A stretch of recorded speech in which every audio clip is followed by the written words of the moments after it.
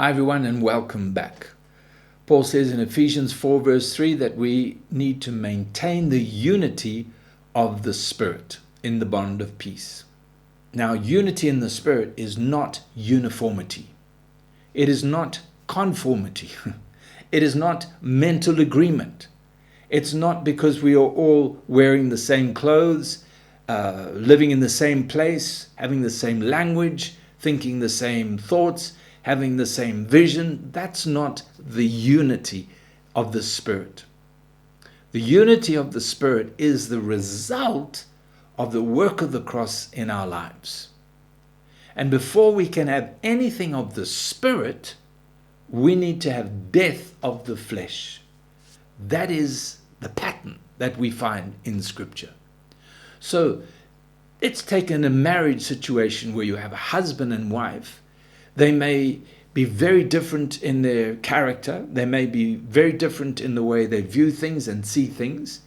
And there's a tendency and a thinking that if there's going to be real unity, then, the man takes his place and the woman just follows. That's not unity. That's just conformity to a traditional mindset. That's not what God has intended.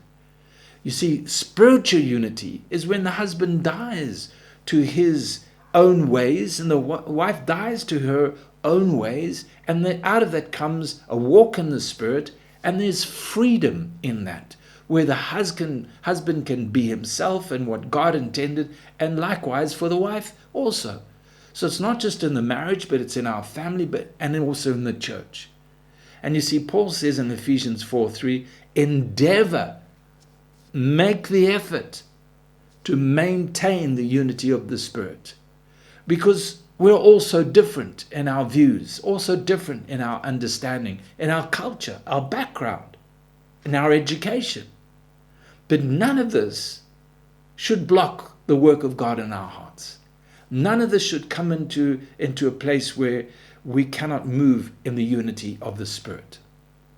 See, many churches are built on the unity of conformity, of uniformity, where you have all the same people of the same color with the same likes, with the same socio-economic backgrounds, and they come together and they're comfortable with that.